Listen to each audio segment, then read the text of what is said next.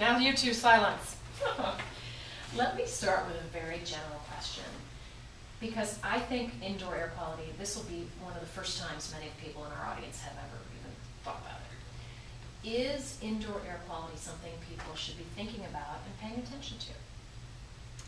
People should definitely be thinking about indoor air quality because it relates to the air that we breathe on a continual basis. And most importantly, what most people may need to realize is that they receive about 75% of any environmental exposure through the air that they breathe. Okay.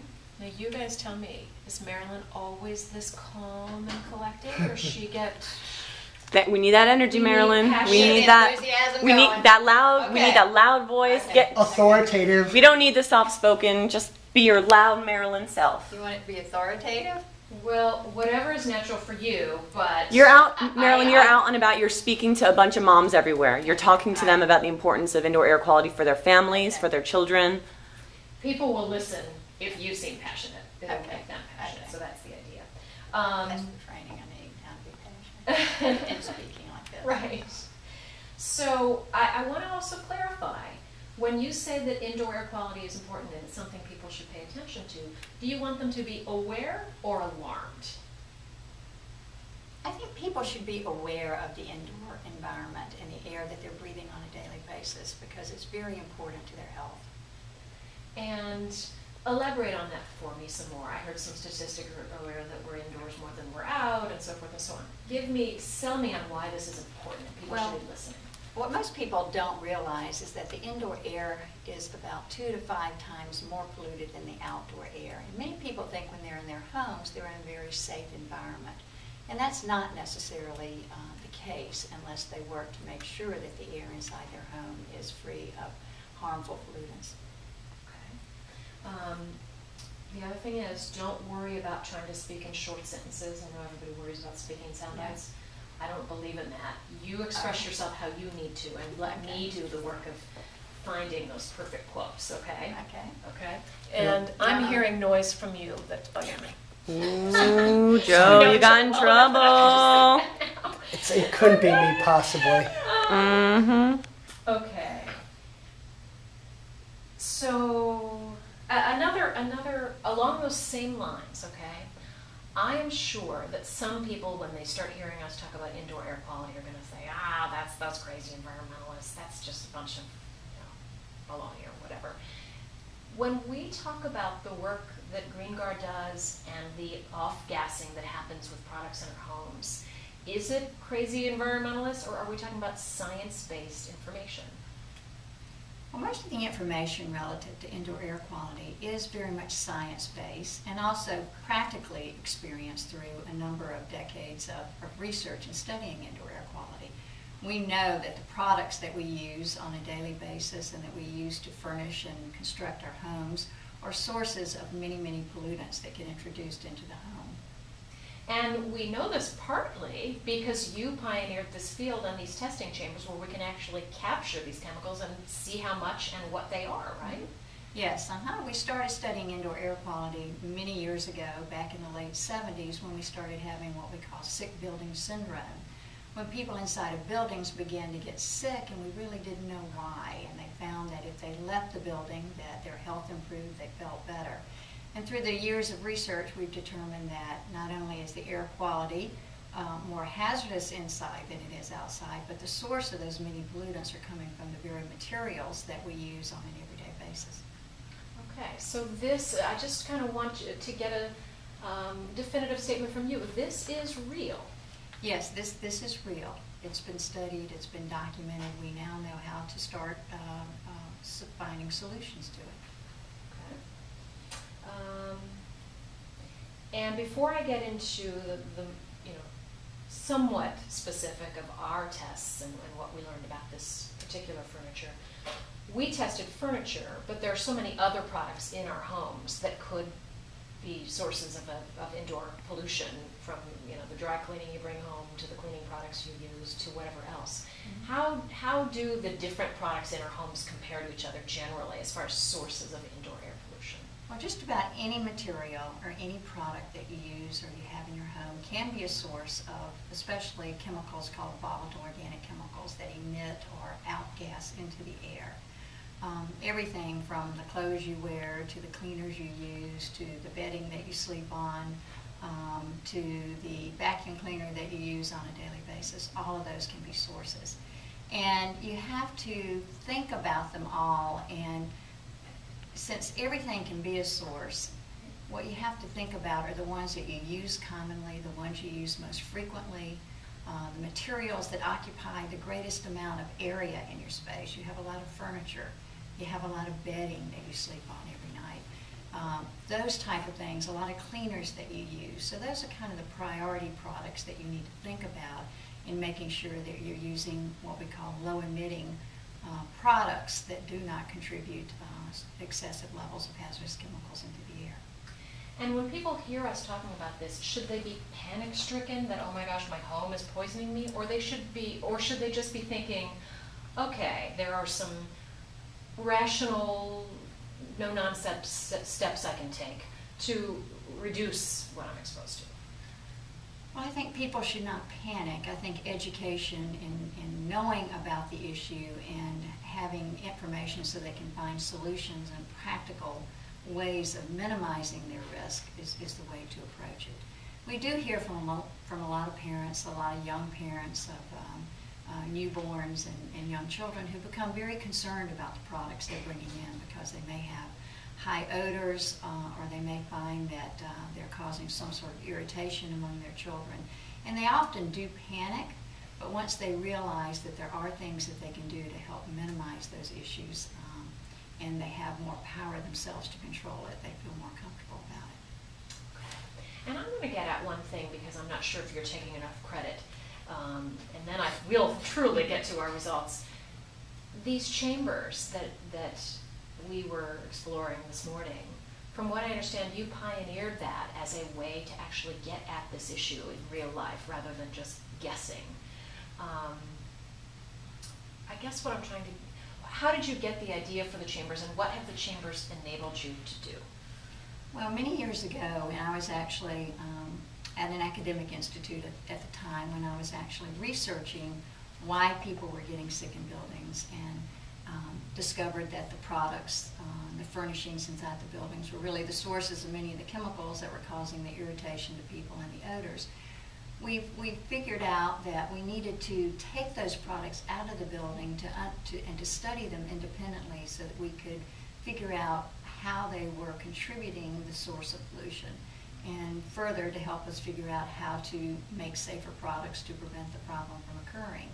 And so jointly working with the Environmental Protection Agency through various grant opportunities, we discovered the concept of developing these specialized environmental chambers, which are devices that allow us to isolate products and study them, measure the chemicals that are outgassing, and predict what sort of chemical exposure they ultimately might produce for people inside homes.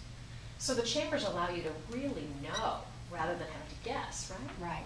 The chambers provide a definitive analytical measurement of what chemicals are outgassing, at what levels they're outgassing, and allow you to assess those levels against anything that we know about risk and exposure to those known amounts. I'm sorry, I have to interrupt. If you can just say that part, what the chambers do. It was my screw up here. Okay. So, I can't remember how I prompted you to say that, but it was really well done on your part. What do the chambers enable you to learn? Well, the chambers enable you to isolate a product, put it in a controlled environment so that you can actually measure the chemicals which come off of that product, and also at what level those chemicals come off of the product so that you can assess whether or not it has any or will have any sort of health impact for the people that are breathing the chemicals. Good. Okay, so for our experiment, we chose nursery furniture at random, and I'm wondering, did we get significant results as far as chemicals off-gassing from that baby furniture? Yes, we took childhood furniture, a crib, dresser, as well as a typical rocker, and placed them in an environmental chamber and studied them. And we found, with the mixture of furniture, we found over 300 chemicals coming off of this particular set of furniture. And the somewhat concerning part of that is that out of those 300 chemicals, only 2 of those would be found in the outdoor air, so that we know that the majority of them were really originating from that furniture. And not only that, but of those chemicals that we measured, about 6 of the individual chemicals are above levels that we would consider acceptable for the furniture today to be placed inside a home. Also, the levels are about 300 to 1,000 times higher, depending on when we took our measurement, than what might be considered acceptable for an indoor environment. And you said that the chemicals were, several of the chemicals were higher than what you would consider healthy or acceptable. Right. Based on what? Is that based on some government standards that exist in our country, or what's that comparing? Well, unfortunately, we don't have any legal standards for the amount or level of chemicals that can off-gas from products. We have standards for the outdoor air, we have standards for our occupational workers, but we don't have them for people in our homes today. But what we do have are more public standards and levels of acceptability that have been established by professional agencies with input from various government agencies. So they're more voluntary, almost default type standards for acceptability of products. Okay, so those voluntary standards that exist, and I think in some of the notes that Rachel gave me, there was something about California's standards. Several chemicals in the furniture we tested were above the standards that do exist?